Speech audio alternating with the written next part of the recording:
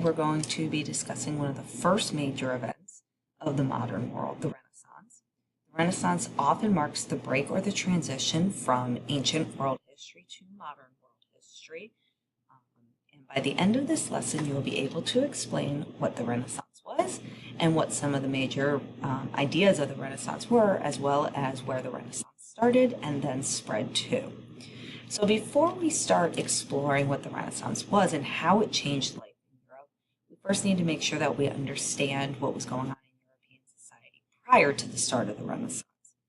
Europe at that time had just been emerging from the Middle Ages, where society centered around the church and on living a life fully committed to God.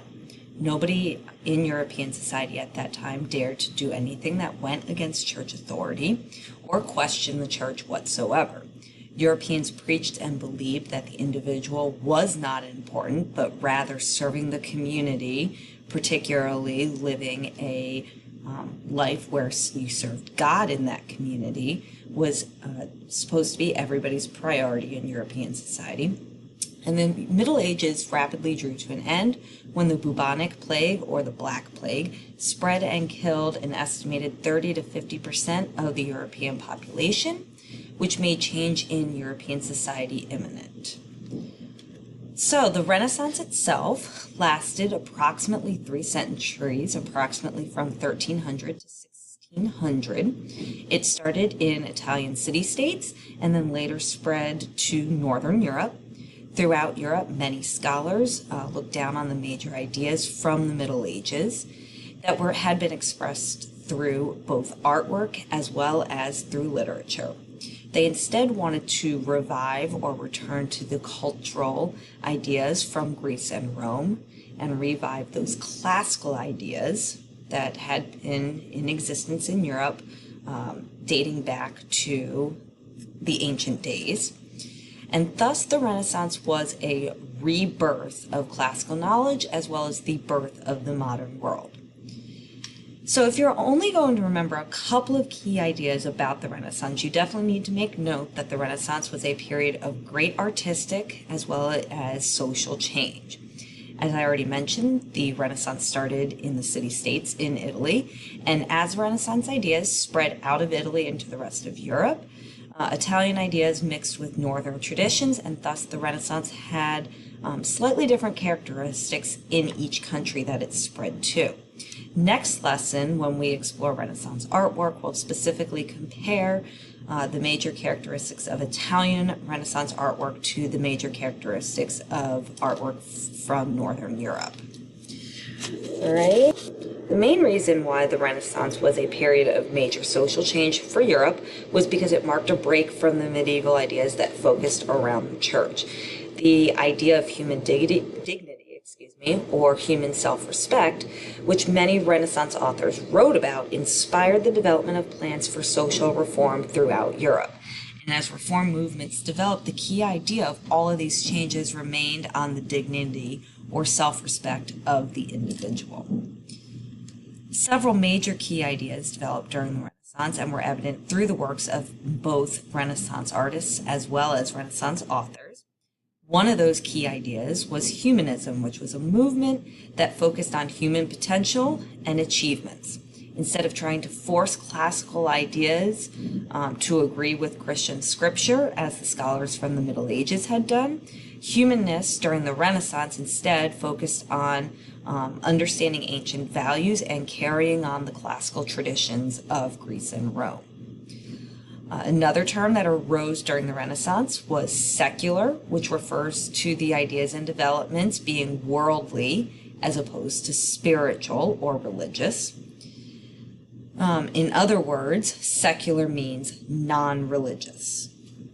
And a patron was somebody, usually somebody with money, who publicly supported a movement. For example, a patron of the arts supported Renaissance artists in return for the Renaissance artists expressing that patron's major beliefs and or ideas through their artwork or their literature. The idea of the Renaissance man developed in order to represent somebody who had many talents and excelled in many fields. The Renaissance man was often praised as being a jack of all trades or as a universal man. And while men were expected to produce the artwork and literature, the Renaissance woman was expected to provide inspiration for those new works.